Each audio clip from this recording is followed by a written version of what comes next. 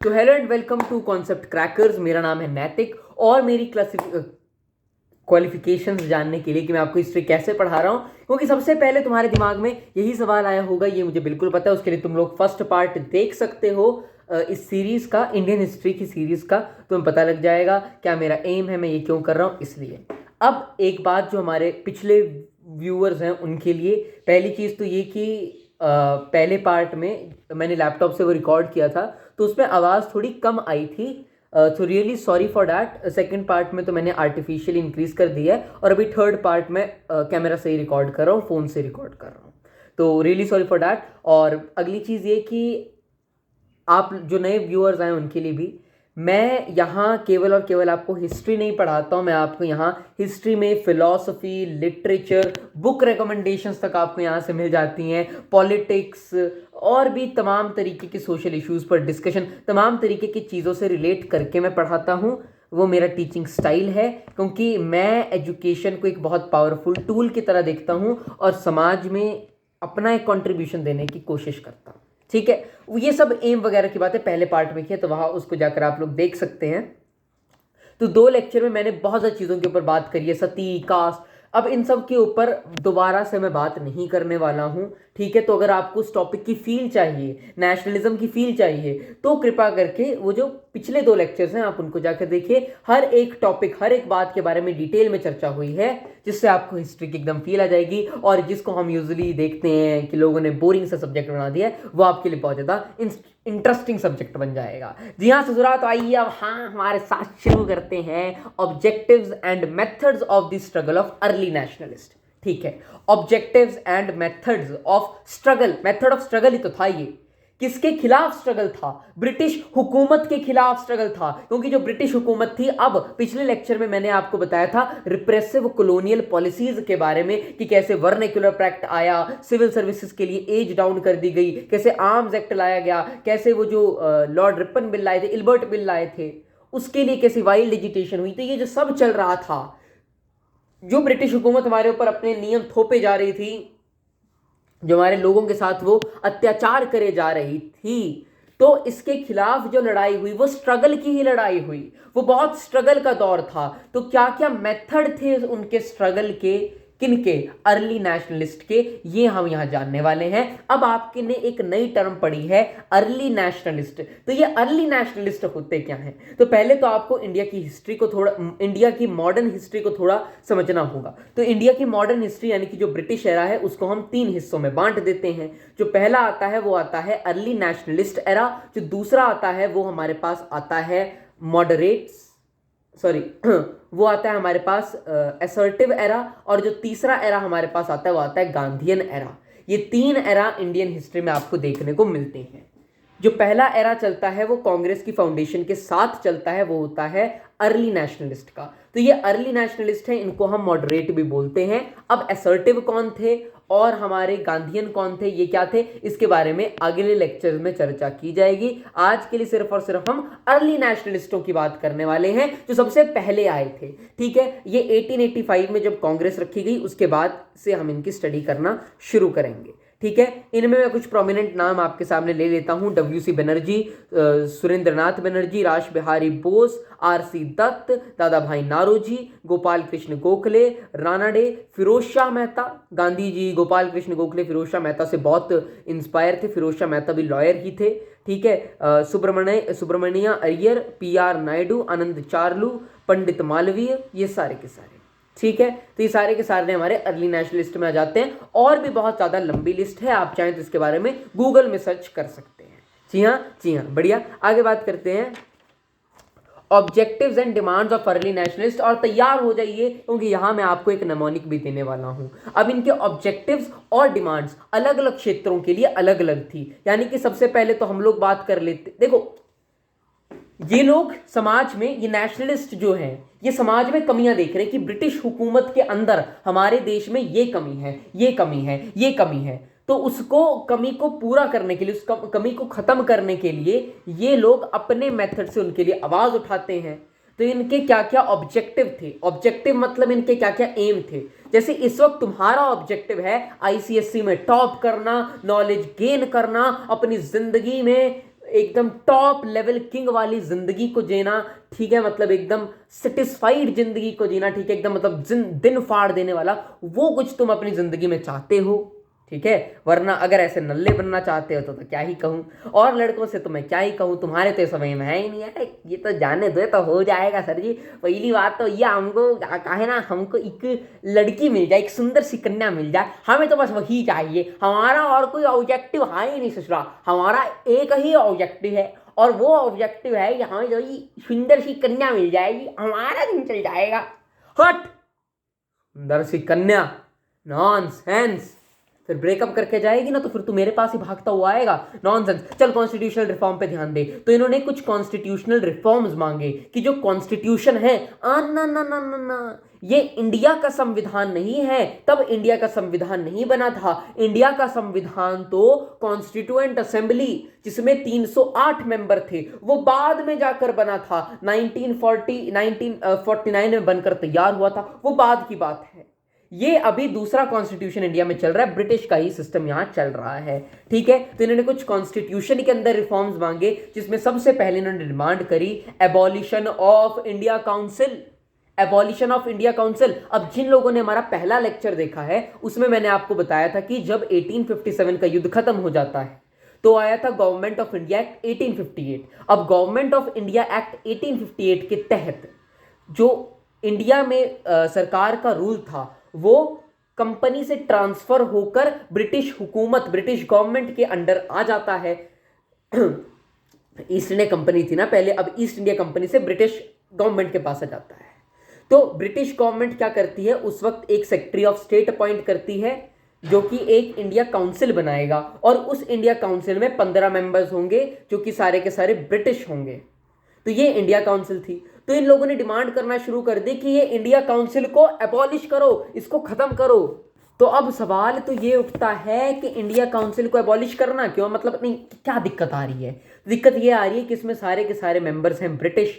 अब भैया जब सारे के सारे मेंबर्स आपके ब्रिटिश रहने वाले हैं तो इंडिया की प्रॉब्लम्स को इंडिया के पर्सपेक्टिव से तो कोई एक्सप्लेन कराने वाला हुआ नहीं, है ना। अब इंडिया की जो दिक्कतें हैं वो इंडिया का आम आदमी ही बता पाएगा ना कि वो क्या है, कोई ब्रिटिश को थोड़ी ना पता होगा, वो पला बड़ा कहीं और है, उसकी थिंकिंग, उसका कल्चर बिल्कुल ही अलग है, तो वो इंडिया की दिक्कतों को समझ नहीं पाएगा। इसीलिए लैक ऑफ इंडियन रिप्रेजेंटेशन की वजह से ये पहला कॉज बना कि इसको क्यों वो एबॉलिशन चाहते थे। दूसरी चीज ये थी कि जो इंडिया काउंसिल थी ये इंडिया में थी नहीं, ये ब्रिटेन में थी काउंसिल। तो इंडिया को अफेक्ट करने वाले डिसीजन कहीं बाहर से, दूसरे देश से, ब्रिटेन से बनकर आ रहे हैं। तो इसलिए भी वो उसे अबॉलिश करना चाहते थे कि भाई कोई दूसरा देश कैसे इंडिया को कंट्रोल कर रहा है, वहां बैठे बैठे यहां भी नहीं आ रहे, ये बात है, ठीक है। इससे कई बार डिसीजन मेकिंग में भी डिले हो जाता है भैया। अब इंग्लैंड से ऑर्डर आएगा, इंग्लैंड में इंडिया से मैसेज पहले इंग्लैंड जाएगा, अब इंग्लैंड में जाकर के वहां बातचीत होगी, फिर वो यहां आएगा, तो डिसीजन में बहुत ज्यादा देरी आती थी। और अगली बात, अर्ली नेशनलिस्ट यही चाहते थे कि इंडिया अपने डिसीजन खुद ले, इंडिया आत्मनिर्भर बने, अपने लिए अपने फैसले खुद ही ले, ये इंडिया ऐसे बात बोल रहा था, ठीक है। दूसरी चीज, जो दूसरा इनका रिफॉर्म था, वो ये मांग रहे थे, they asked for the expansion of legislative councils, कि जो आपकी लेजिस्लेटिव काउंसिल्स हैं उनमें आप सीटों को बढ़ाइए, ताकि भारत जो कि इतना बड़ा देश है उसकी जगह जगह में से लोग आ सके और अपनी अपनी कॉन्स्टिट्यूएंसी को रिप्रेजेंट करवा सकें। इसके लिए अगली चीज इन्होंने बोला कि these council should be given more power, की जो लेजिस्लेटिव काउंसिल्स हैं इनको और ज्यादा पावर देनी चाहिए ताकि और ज्यादा इंडिया का भला कर सकें। लेकिन ब्रिटिश ये सब कुछ नहीं करने वाले हैं, ठीक है। अगली जो इनकी कॉन्स्टिट्यूशनल में लास्ट डिमांड थी वो थी डोमिनियन स्टेटस पाना। डोमिनियन स्टेटस क्या होता है, तो अब आपको थोड़ा हिस्ट्री में ले जाना पड़ेगा। ये समय था कॉलोनाइजेशन का, जगह जगह जो देश है वो अपनी कॉलोनीज बना रहे हैं। अब इसी बीच कुछ कॉलोनीज जो है वो इंडिपेंडेंट होने की मांग कर रहे हैं कि भैया हमें इंडिपेंडेंट कर दो। तो ब्रिटेन बोल रहा है कि हम आपको इंडिपेंडेंट तो नहीं करेंगे, लेकिन आपको सेल्फ गवर्नेंस की शक्ति दे देंगे, लेकिन under British crown. Self governance under British crown, ये है डोमिनियन स्टेटस। नहीं समझे ना, मैं समझाता हूं कि मतलब आप लोग अपने फैसले खुद करोगे, सरकार अपनी खुद बनाओगे, फैसले अपने खुद करोगे, सब कुछ अपना खुद करोगे, लेकिन at the end of the day you will remain under British crown, कि आप टोटली आजाद नहीं हैं। डोमिनियन स्टेटस में आप टोटली आजाद नहीं है, आप सेल्फ गवर्नेंस कर सकते हैं, सारे फैसले खुद ले सकते हैं, लेकिन आप ब्रिटिश क्राउन के अंडर रहेंगे, ब्रिटिश के अंडर रहेंगे। इसे बुलाया जाता है डोमिनियन स्टेटस। तो पास्ट में ऑस्ट्रेलिया एक डोमिनियन रह चुका है, कनाडा एक डोमिनियन रह चुका है, तो वैसे ये चाहते थे कि इंडिया को भी डोमिनियन स्टेटस दे देना चाहिए। लेकिन अब आपका क्वेश्चन उठ सकता है कि भाई ये पूर्ण स्वराज की बात क्यों नहीं कर रहे, कंप्लीट इंडिपेंडेंस की बात क्यों नहीं कर रहे। उसकी बात मैं आगे करने वाला हूं। अभी बात कर नेमोनिक, इसके लिए जो है वो मैं आपको बताऊंगा, थोड़ा सा बस मेरा इंतजार कर लो, थोड़ा सा बस इसको खत्म होने दो। आगे बात करते हैं एडमिनिस्ट्रेटिव रिफॉर्म्स की, कि एडमिनिस्ट्रेशन में, देश के एडमिनिस्ट्रेशन में किस प्रकार के रिफॉर्म्स जो है वो लाने चाहिए। पहला तो wider employment of Indians in the civil services. मैंने आपको पिछले लेक्चर में भी सिविल सर्विसेज एग्जामिनेशन के बारे में बताया था, सत्येंद्रनाथ टैगोर ने इसको क्लियर कर लिया था, सुभाष चंद्र बोस ने इसे क्लियर कर लिया था, ये सब हमने चर्चा इसके बारे में करी हुई थी। तो ये डिमांड कर रहे थे कि इंडियंस की भी सिविल सर्विसेज में ज्यादा एम्प्लॉयमेंट कराई जाए, ये डिमांड इनकी पहली थी। दूसरी एक दिक्कत ये आ रही थी, दूसरी थी holding of simultaneous examination both for England and in India for recruitment of Indian civil service. मतलब कि पहले ऐसा हुआ करता था कि जो सिविल सर्विस की एग्जामिनेशन हुआ करती थी ना, ये आईएएस आईपीएस जिससे बनते, जो आज की यूपीएससी है, सिविल सर्विस एग्जामिनेशन, तो वैसे उस टाइम पे ब्रिटिश की भी अपनी सिविल सर्विस एग्जामिनेशन हुआ करती थी। तो अब इंडिया के जो कैंडिडेट्स थे जो कि इस सिविल सर्विस एग्जामिनेशन के लिए प्रिपेयर कर रहे थे, इनको ये पेपर देने इंग्लैंड जाना पड़ता था। अब इंग्लैंड जाने के लिए ऐसा तो है नहीं भैया घर से बाहर निकले और ये देखो जी ये आ गया इंग्लैंड, ऐसा नहीं होता है। उसके लिए आपको प्लेन से जाना पड़ता है, लेकिन उस जमाने में प्लेन भी नहीं थे, तो उस जमाने में जाती थी शिप। अब शिप का आपको किराया भी देना पड़ेगा, भारतीय लोग गरीब भी हैं, तो बहुत ज्यादा बच्चे वहां जा नहीं सकते, and they are brilliant students.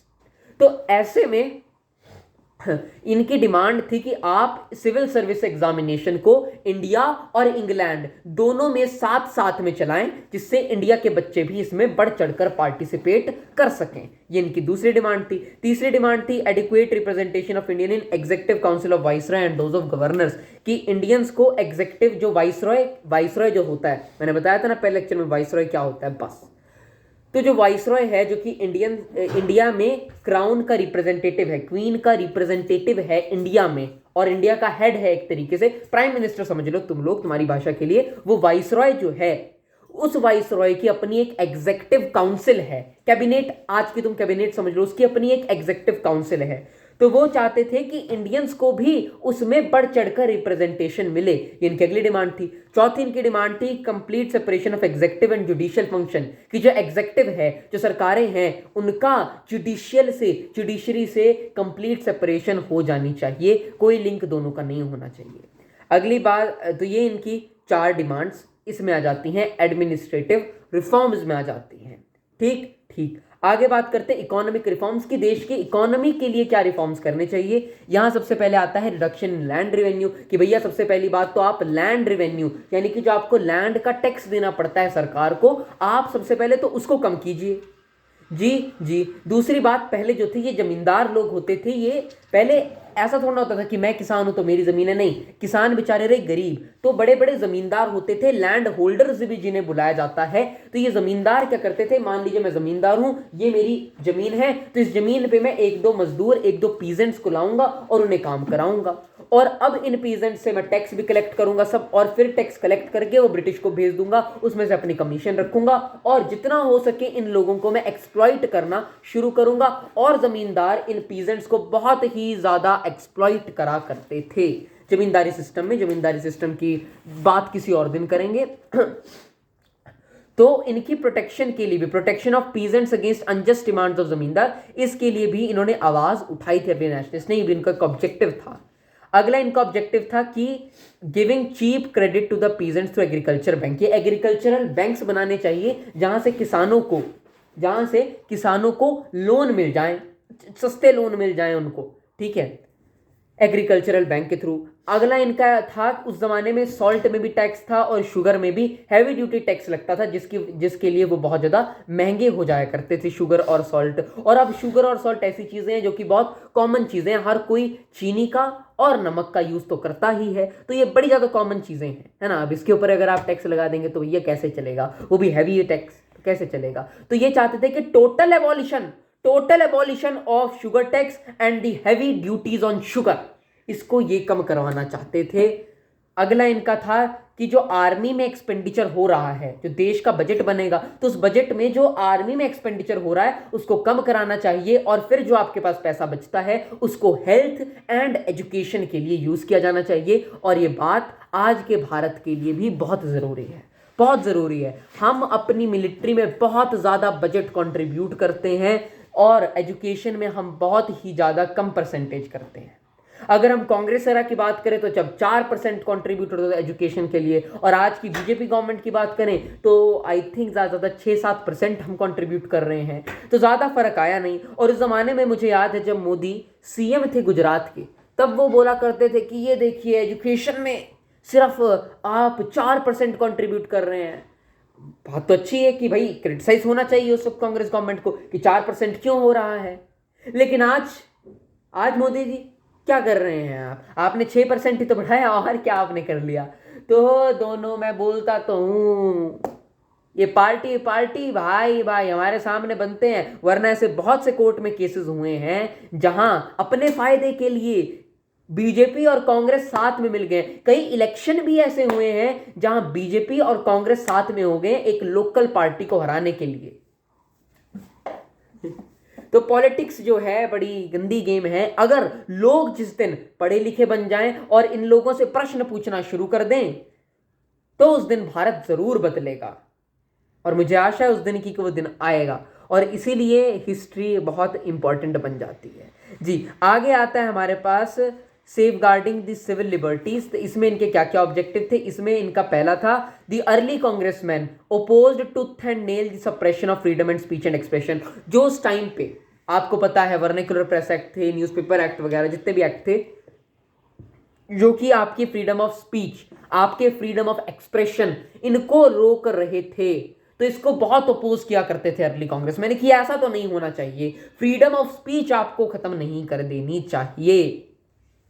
आज के भारत में देखा जाए तो जब भी मैं ये वीडियो बना रहा हूं तब कुणाल कामरा का केस चल रहा है, तो हम देख सकते हैं किस प्रकार से फ्रीडम ऑफ स्पीच की उल्लंघना हो रही है। और ना ना ना ना ये मत सोचना कि बीजेपी ये कर रही है, कांग्रेस ने भी अपने टाइम पे ऐसी बहुत बार फ्रीडम ऑफ स्पीच को किया है। हम जानते हैं जब इमरजेंसी लगी थी तो इंदिरा गांधी ने पूरे के पूरे ऑपोजिशन, न्यूज़पेपर, मीडिया को सबको अंदर डाल दिया था। तो ये कभी मत सोच लेना मैं बीजेपी वाला हूं या मैं कांग्रेस वाला हूं, मैं दोनों की बेइज्जती कर देता हूं। मैं आम आदमी वाला भी नहीं हूं, उनको क्या बताना लेफ्ट ना राइट, तो बोला सेंटर की बात नहीं हुई, ऐसा कुछ भी नहीं है। मैं किसी पार्टी का फैन नहीं हूं, किसी पॉलिटिशियन का फैन नहीं हूं, मैं सत्य का फैन हूं। जहां कोई सत्य मिल जाता है वहां चले जाते हैं। आगे बात करते हैं। आगे they were demanding rights to assemble and form association, कि भाई हम उस जमाने में उनको ये भी राइट नहीं था कि वो असेंबल होकर कोई एसोसिएशन बना सके, तो इसके लिए भी राइट मांग रहे थे वो। जी हाँ, आगे the Congress believe that the suppression of free press would not check sedition और rebellion against government, it would only drive it underground. उनका मानना था कि जो आप फ्री प्रेस को सप्रेस कर रहे हो, ऐसा करके आपको लग रहा है, ब्रिटिश को लग रहा है कि भैया हमने तो हमारे खिलाफ जो साजिश षड्यंत्र रचा जा सकता था हमने उसे खत्म कर दिया है। तो अर्ली कांग्रेसमैन बोल रहे थे कि ऐसा करके आप अपने षड्यंत्र को खत्म नहीं कर रहे हैं, आप केवल उसको छुपा रहे हैं, क्योंकि लोग तो मिलेंगे, सामने ना मिले कहीं पीछे मिल जाएं, छुप छुप के मिलेंगे, लेकिन मिलेंगे तो जरूर, और भारत को आजादी अवश्य दिलाएंगे। तो ये थे ऑब्जेक्टिव्स एंड मेथड्स, और जिसका तुम्हें इंतजार था नेमोनिक्स, तो वो नेमोनिक्स बताता हूं मैं। नेमोनिक्स केवल कॉन्स्टिट्यूशनल रिफॉर्म्स और एडमिनिस्ट्रेटिव रिफॉर्म्स के लिए बताने वाला हूं, इकोनॉमिक रिफॉर्म्स और सेफ गार्डिंग सिविल लिबर्टीज के लिए उतनी जरूरत नहीं है। तो आ जाओ बताता हूं। तो ये जो है आप लोग नेमोनिक देख पा रहे होंगे, कॉन्स्टिट्यूशनल रिफॉर्म के लिए बियर है, ठीक है, पी मत लेना कभी, लेकिन बियर है। तो बी से break India council, abolition of India council, ये वाला पॉइंट यहां से हो गया। E expand, expansion of legislative council. E empower, these council should be given more power. R rule, अपना सेल्फ रूल, डोमिनियन स्टेटस, उसकी बात यहां की जा रही है। अब बात करते हैं एडमिनिस्ट्रेटिव रिफॉर्म्स के नेमोनिक्स की। आगे देख लीजिए, एडमिनिस्ट्रेटिव रिफॉर्म्स के लिए नमोनिक दिया हुआ है wise, W wider employment of Indian in civil services, I India also civil service examination along England, S separation of judiciary from executive, E executive council should be given adequate representation of Indian in the viceroy's executive council. तो ये आपके दो नमोनिक थे, vice administrative reforms के लिए और constitutional reforms के लिए बियर। तो अब हम लोग बात करते हैं beliefs and methods of struggle की। इनके मेथड्स ऑफ स्ट्रगल्स क्या थे? सबसे पहली बात इनके बिलीफ्स की अगर मैं बात करूं तो इनके क्या क्या बिलीफ्स थे। तो सबसे पहला इनका बिलीफ था, they had unlimited faith in British sense of justice and fair play. British के ऊपर इनको बहुत विश्वास था कि ब्रिटिश जो कर रहे हैं सही कर रहे हैं। आपको लगा ऐसा कैसे? देखो देखो, ये इनिशियली थे, ये इनिशियल वाले थे, इनके मेथड इनका सब कुछ अलग था। ये लोग ब्रिटिश का सपोर्ट करते थे, ये ब्रिटिश से अलग भी नहीं होना चाहते, तभी तो डोमिनियन स्टेटस की मांग कर रहे हैं कि हम ब्रिटिश के अंदर रहेंगे, हमें सेल्फ गवर्नेंस चाहिए। ये इंडिया का भला चाहते थे, ये चाहते थे कि इंडिया का भला हो, लेकिन साथ ही में ब्रिटिश का भी सपोर्ट करते थे। इनको ब्रिटिश में कुछ गलत नहीं दिखता था। ये लोग देखते थे कि अच्छा ब्रिटिश जो है वो तो इंडिया का विकास ही कर रही है, इंडिया में ये चीजें कर रही है। ये इनके दिमाग में ऐसा माइंडसेट था, इंग्लिश एजुकेशन लाई, ये सब कर रहे थे। इसी से हमारा अगला पॉइंट आता है, to England they looked for inspiration and guidance. England से वो इंस्पिरेशन और गाइडेंस लेते थे। तीसरा पॉइंट आ जाता है, Dadabhai Naoroji was honest enough to recognize the benefits which English rule had on Indians. कि इंग्लिश रूल के इंडिया के ऊपर क्या क्या बेनिफिट्स हुए थे उसको दादा भाई नारोजी अच्छे से देख पा रहे थे। लेकिन इसका मतलब ये नहीं था कि ब्रिटिश के दल्ले थे, दलाल थे, नहीं। दादा भाई नारोजी की खुद किताब है, दो किताबें हैं, पॉवर्टी ऑफ इंडिया, दूसरी है poverty and un-British rule of India, जहां ये ड्रेन थ्योरी की बात करते हैं। और ड्रेन थ्योरी में ये ब्रिटिश किस प्रकार से इंडिया की इकोनॉमी को एक्सप्लॉइट कर रहे हैं, इंडिया के पैसे को एक्सप्लॉइट कर रहे हैं, वो इन्होंने साफ साफ क्लियरली एक्सप्लेन करके रखा हुआ है। तो ये इंडिया का भला ही चाहते थे, ये इंडिया का भला ही चाहते थे, लेकिन ब्रिटिश को कुछ बुरा नहीं मानते थे कि ब्रिटिश बहुत बुरा है और हमें इन्हें देश से बाहर निकालना है। वो बात अभी नहीं आई थी, क्योंकि ये बहुत इनिशियल डेज है। इनिशियली आप इतना बड़ा एम बना भी नहीं सकते हैं, क्योंकि आप जानते हैं कि आपकी औकात किधर है और ब्रिटिश की औकात किधर है, ब्रिटिश के पास कैसे कैसे लोग हैं, क्या क्या थिंकिंग है। और वहीं आपका भारत है, जहां से ज्यादा लोग सुपरस्टिशंस में, धर्म में, जातिवाद में और फालतू की चीजों में फंसे रह गए हैं। तो यहां से यहां तक ले जाने में समय तो लगेगा, और वो धीरे धीरे होगा। असर्टिव को आने दो, रेवोल्यूशनरीज को आने दो, गांधी को आने दो, बॉस को आने दो, फिर देखो ये लेवल लेवल लोगों का धीरे धीरे कैसे कैसे अप होता है, और फिर इनको भी एक दिन बाहर निकाल देंगे। लेकिन अभी इनिशियली हमारे पास इतनी शक्ति नहीं है कि हम इनको बाहर निकाल सकें, और ना ये इनकी आइडियोलॉजी के साथ मैच करता था। तो इनका ऐसा कोई बिलीफ, कोई मेथड था ही नहीं। तो इन अर्ली नेशनलिस्ट के मेथड्स क्या थे स्ट्रगल के, किस तरीके से ब्रिटिश को अपोज करते थे, जो उनके गलत डिसीजंस हुआ करते थे। तो उसके लिए इनका जो सबसे पहला मेथड था वो था पिटीशंस का। ये पिटीशंस देते थे, कोर्ट में पिटीशन लिखते थे कि देखिए जी ये चीज़ गलत है, और उस गलत चीज़ के खिलाफ ये कोर्ट में पिटीशन दायर कर देते थे। फिर कोर्ट में चलेगा केस, और फिर जो भी फैसला आएगा वो आएगा। दूसरा काम ये करते थे रेजोल्यूशंस का पास करना, ठीक है। तीसरा काम ये मीटिंग्स वगैरह करते थे अपनी, कि लोगों में कैसे वो भावनाएं जगाएं। लीफलेट्स वगैरह बांटा करते थे कि देखिए ब्रिटिश हमारे खिलाफ इस प्रकार कर रही है, ब्रिटिश ये कर रही है, ये गवर्नमेंट की पॉलिसी को क्रिटिसाइज कर रहे हैं, ठीक है। मेमोरेंडम होती है एक रिटन रिपोर्ट, तो एक रिटन रिपोर्ट लिख करके गवर्नमेंट को भेजते थे कि देखिए ये आपने काम किए हैं। फिर ये इंडियंस को इंग्लैंड में भेजा करते थे एज ए डेलीगेशन, ताकि वो इंडिया की प्रॉब्लम्स वहां जाकर बताएं। इसीलिए इसमें हमारे दादा भाई नारोजी जो हैं वो भी गए थे इंग्लैंड में as a member of parliament, वहां गए थे और वहां इंडियंस के वेलफेयर की इन्होंने बात चलाई थी। तो these leaders believed that once the government was convinced of the genuine needs of reforms, their demands would be considered sooner or later। तो इन्हें विश्वास था कि कभी ना कभी तो हमारी डिमांड मान ली ही जाएंगी। और बड़ी इंपॉर्टेंट लाइन आगे मैं बोलने वाला हूं, the early congressman merely wanted to mitigate the evils of the British rule, not to terminate it। कि चाहते थे कि जितने भी ब्रिटिश रूल के इविल्स हैं, गलत बातें हैं, उन्हें खत्म करना चाहते थे, ब्रिटिश को ही खत्म नहीं कर देना चाहते थे, जो मैंने आपको ऑलरेडी एक्सप्लेन करवाया हुआ है। जी हाँ। उसके बाद failures and achievements of the early nationalist आपके सिलेबस में नहीं है, लेकिन मैं फिर भी बोल देता हूं। तो क्रिटिसिज्म इसलिए किया जाता है क्योंकि भाई ये क्या है आपका, इनके 3P इनके मेथड बोले जाते हैं। वो 3P कौन कौन से हैं? Pray, please, petition. Pray, please, petition, इनके 3 मेथड्स हैं। तो इसके लिए बहुत क्रिटिसाइज किया जाता है। इनको बेगरली मेथड्स बोला जाता है। बोला भीख क्यों मांग रहे हो, भीख क्यों मांग रहे हो भाई, फ्रीडम तो हमारा हक है ना। क्या बोलते हैं Tilak? Freedom is my birth right and I shall have it. Freedom मेरा जन्मसिद्ध, स्वतंत्रता मेरा जन्मसिद्ध अधिकार है और मैं इसे पाकर रहूंगा। तो इसके लिए मैं भीख नहीं मांगूंगा, मैं इसके लिए लड़ूंगा। तो इस बात के लिए इन्हें क्रिटिसाइज किया जाता है। इन्हें आर्मचेयर पॉलिटिशियंस भी बुलाया जाता है इनके क्रिटिसिज्म करने वालों से।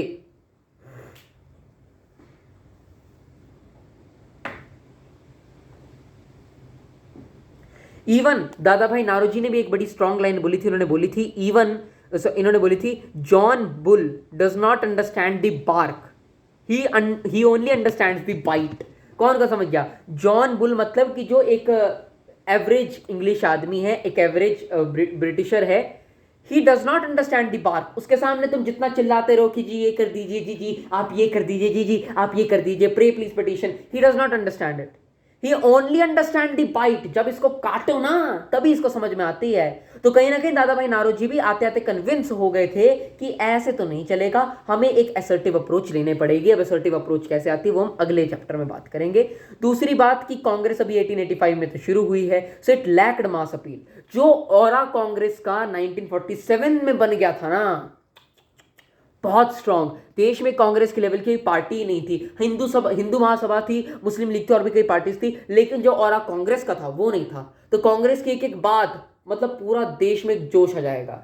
लेकिन अभी तो कांग्रेस नई आई है, तो उतनी मास अपील इनके पास है नहीं, तो कुछ इनका इफेक्ट होता नहीं है ज्यादा।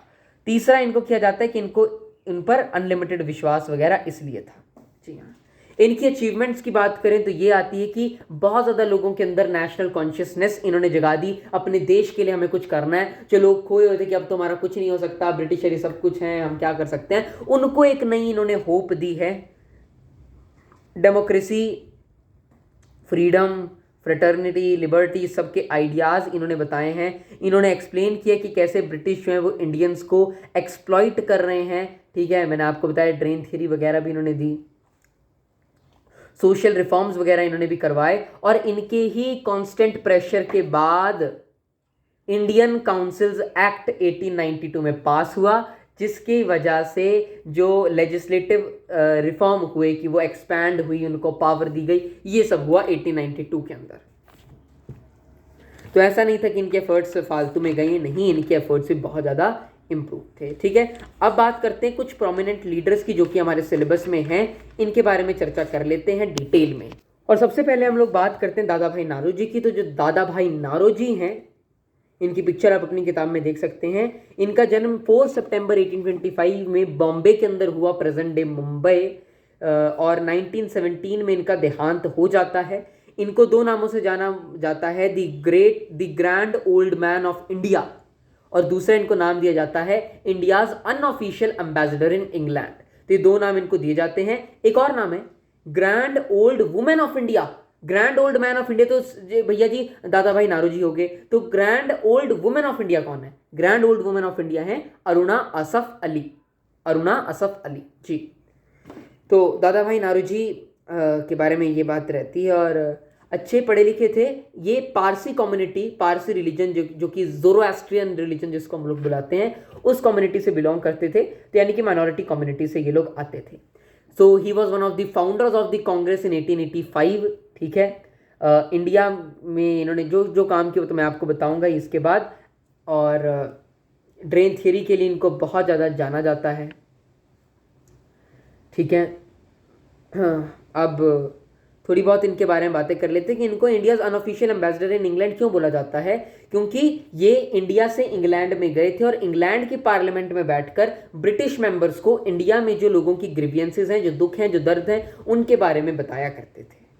और इन्होंने ICS examination Indian civil service की जो एग्जामिनेशन है वो इंडिया और इंग्लैंड में साथ साथ हो, इसके लिए एक रेजोल्यूशन पास तक करवा लिया था। ध्यान रखना, याद रखना, रेजोल्यूशन पास करवा लिया था, हालांकि वो एक्ट नहीं बन पाया था, लेकिन उन्होंने पास जरूर उसको करवा लिया था। जी हाँ, इन्होंने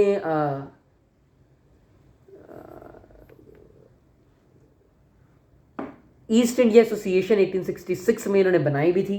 जी हाँ, जिसके बारे में हमने प्रीवियस लेक्चर में डिटेल में उसके बारे में बात करी थी। जी हाँ, ठीक है। अब आपके मन में एक सवाल आ रहा होगा कि ये तो इंडिया थे, तो फिर वहाँ की पार्लियामेंट में कैसे बैठ गए? तो एक्चुअली इंग्लैंड गए। इंग्लैंड की कॉन्स्टिट्यूएंसी है फिन्सबरी सेंट्रल, लंदन की ही फिन्सबरी सेंट्रल, तो वहाँ के एमपी बने और फिर वहाँ से वहाँ गए और वहाँ इंडिया की बात कर रहे थे। और कोई आसान काम नहीं है यार, तुम वहां जा रहे हो और वहां तुम एक्सपेक्ट कर रहे हो कि कोई इंडियंस तुम्हें वोट करेंगे, कि वहां के लोग तुम्हें वोट करेंगे। बहुत डिफिकल्ट ये काम होते हैं। तो एक बहुत बड़ा काम उन्होंने अपने टाइम पर किया था, कोई छोटा काम नहीं था ये भी।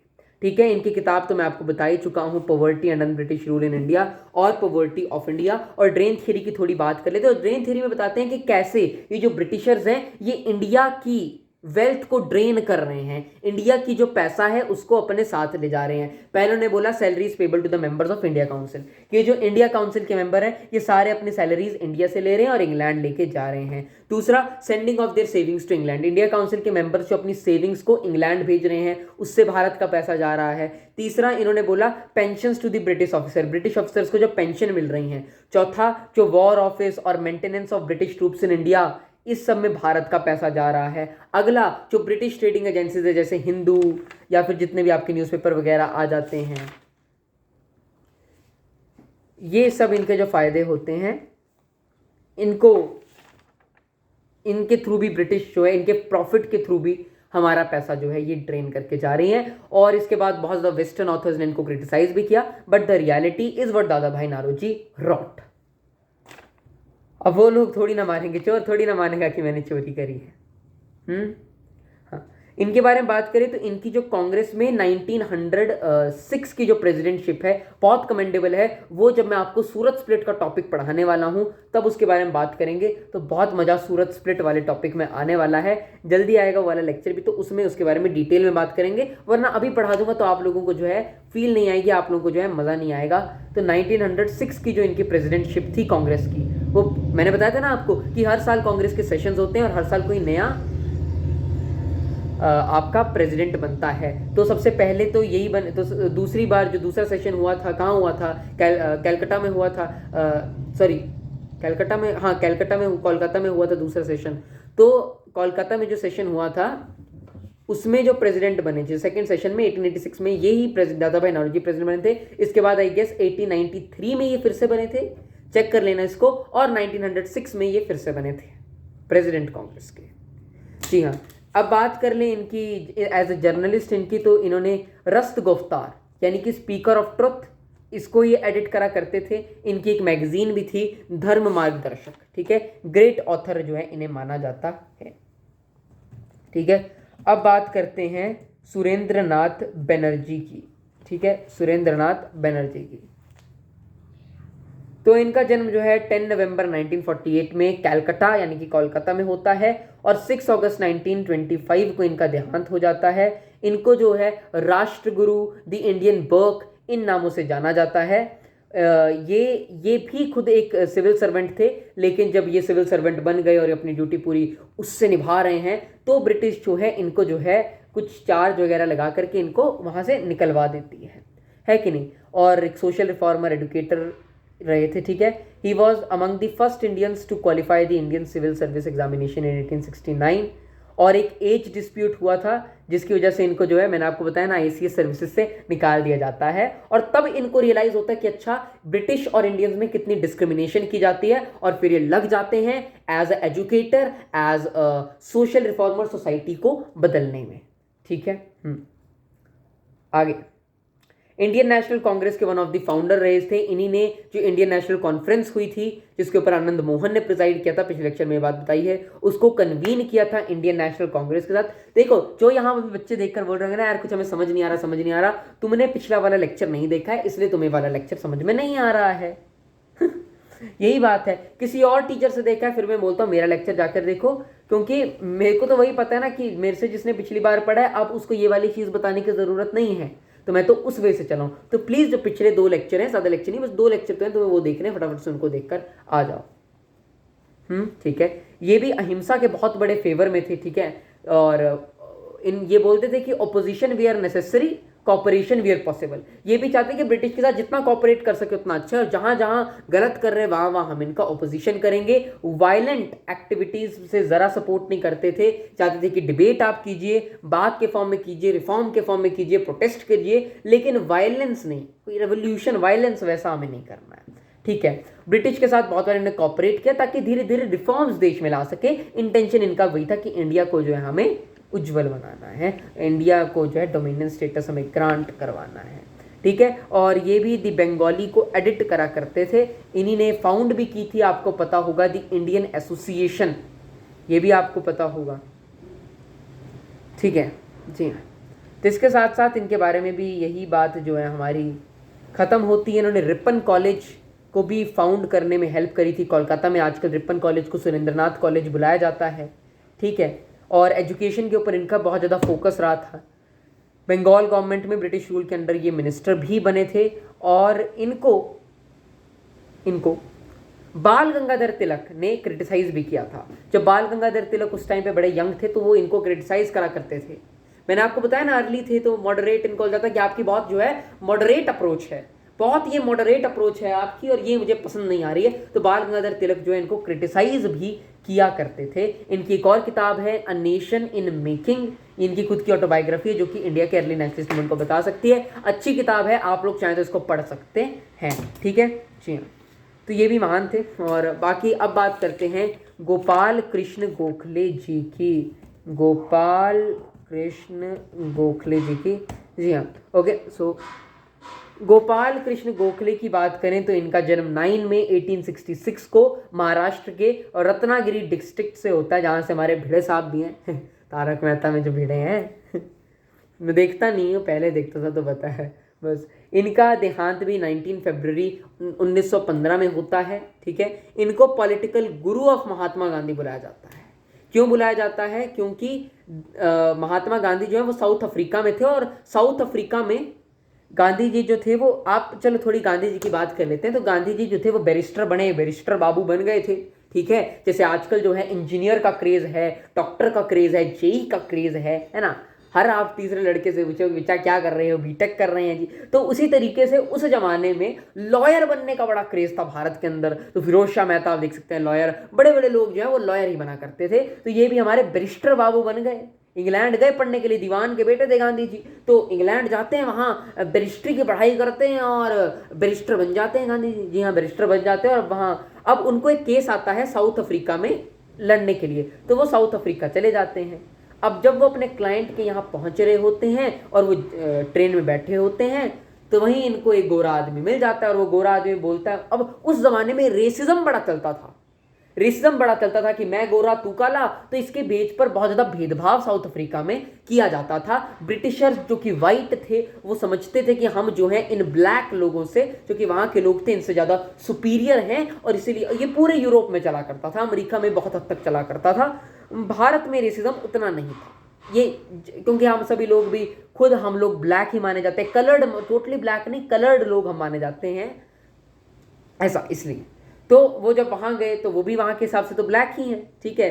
तो वो उनको बोल रहे हैं कि इसको बाहर हटाओ, जैसे यहाँ अनटचेबिलिटी प्रैक्टिस की जा रही थी, कास्ट सिस्टम वगैरह है ना, उसी तरीके से ब्रिटिशर भी वो लोग रेसिज्म फॉलो कर रहे थे और उसको बोल रहे थे कि इनको जो है यहाँ से भेजो। और गांधी जी के पास टिकट थी, खुद फर्स्ट क्लास की, इकोनॉमिक क्लास की टिकट उनके पास थी, तब भी उन्हें बोला गया कि आप जो है चुपचाप थर्ड क्लास में चले जाइए, ये जगह आपके लिए नहीं है। वो नहीं जाते हैं, बोला मेरे पास टिकट है, मैं तो अपने हक के साथ चलूंगा, मैं नहीं दूंगा ये, आप चाहे जो मर्जी करना है आपको कर लीजिए। गांधी जी भी हठी हैं, सत्य के साथ चलने वाले, अड़े रहे भाई, मैं तो नहीं जाऊंगा,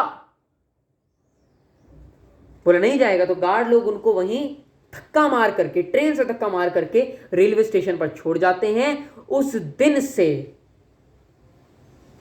उनकी जिंदगी परिवर्तित हो जाती है, इसको टर्निंग पॉइंट बुलाया जाता है। जैसे बुद्ध के जीवन में जब उन्होंने वो 4 महादृश्य देखे थे तो उनका परिवर्तन हो गया। तो ऐसे ऐसे हर एक के व्यक्ति के जीवन में कुछ ना कुछ परिवर्तन के, जैसे अंगुलीमान जब बुद्ध के साथ उनका वार्तालाप हुआ तो वो उनके लिए परिवर्तन का समय बन गया, तो वैसे ही यहाँ गांधी जी के जीवन में एक बहुत बड़े परिवर्तन का समय आ गया। और फिर वो अपनी क्लाइंट की पार्टी से मिलते हैं, वहाँ देखते हैं कि इंडियंस को कैसी ट्रीटमेंट दी जाती है, कैसे जो ये बंधुआ मजदूरी है ये चलती है, और वो अपने परिवार से नहीं इतने समय तक मिल पाते, तो वो वहीं अपना फ्रीडम मूवमेंट जारी रख देते हैं और वहां इंडियंस के हक के लिए लड़ते हैं। कई बार लाठी खाते हैं, कई बार मार खाते हैं, लेकिन साउथ अफ्रीका में एक बहुत प्रोमिनेंट लीडर बन जाते हैं जो कि वहां इंडियंस के लिए लड़ रहे हैं। समझ रहे हैं आप लोग? तो ये कहानी थी गांधी जी की। तो अब गांधी जी को साउथ अफ्रीका से 1915 में वापस भारत बुलाने के लिए, क्या भारत में है और भारत में जो फ्रीडम मूवमेंट है इसको लीड करें, इसको बुलाने का क्रेडिट जो है वो गोपाल कृष्ण गोखले को दिया जाता है। तो गोपाल कृष्ण गोखले जो है उन्होंने गांधी जी को यहाँ बुलाया था। तो इसलिए इनको पॉलिटिकल गुरु ऑफ गांधी बुलाया जाता है। इसलिए बुलाया जाता है क्योंकि जो इनकी विचारधारा है वो गांधी जी को बड़ा इंस्पायर करती है, इसीलिए। ठीक है, हाँ जी। तो इसलिए इनको political Guru of Mahatma Gandhi बुलाया जाता है। ब्रिलियंट स्टूडेंट थे और बॉम्बे के एलिम्स्टन कॉलेज में इन्होंने पढ़ाई करी थी। ये भी वेस्टर्न जो पॉलिटिकल थिंकर्स जैसे कि जॉन स्टुअर्ट मिल, इनसे बहुत ज़्यादा ये इंस्पायर्ड थे। 1880s में 1885 वगैरह के समय में इन्होंने जो है इनिशियली तो नहीं करी थी, लेकिन बाद में लेट 1880s में इन्होंने कांग्रेस ज्वाइन कर ली थी। मॉडरेट लीडर बने थे, ठीक है। अपने कॉन्स्टिट्यूशनल ये बोलते भी थे कि मुझे आज़ादी की, we want dominion status like that which exists in Australia and Canada, but through constitutional agitation, through constitutional measures, not through violence etc. 1905 के बनारस सेशन में ये प्रेसिडेंट भी रहे थे इंडियन नेशनल कांग्रेस के, ठीक है। इनकी खुद की सोसाइटी भी थी, सर्वेंट्स ऑफ इंडिया सोसाइटी। 1905 में इन्होंने ये भी बनाई थी। Its members were required to create among the people of India a deep and passionate love for the motherland. ये इन लोगों का काम हुआ करता था। गांधी के लिए मेंटोर थे, गाइड थे, इंस्पिरेशन थे, ठीक है। और जो बाल गंगाधर तिलक वगैरह थे उनसे साथ इनकी विचारधारा नहीं बनती थी और उनके ये अगेंस्ट थे चीन।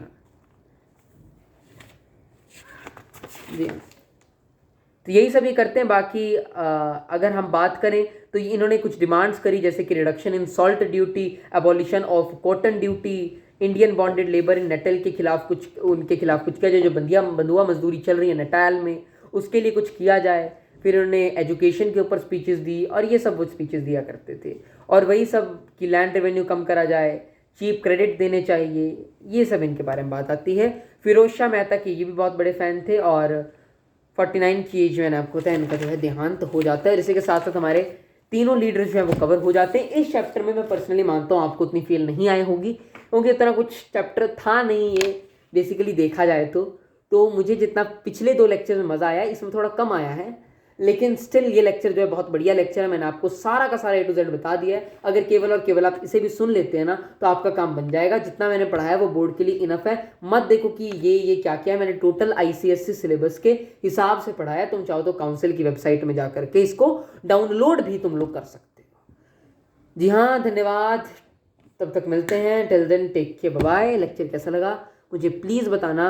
मिलते हैं अगले लेक्चर में। और अगला जो हमारा लेक्चर होने वाला है वो होने वाला है पार्टीशन ऑफ बंगाल वाला लेक्चर। तो एकदम मजा आ जाएगा, एकदम फील आ जाएगी क्या क्या होने वाला है।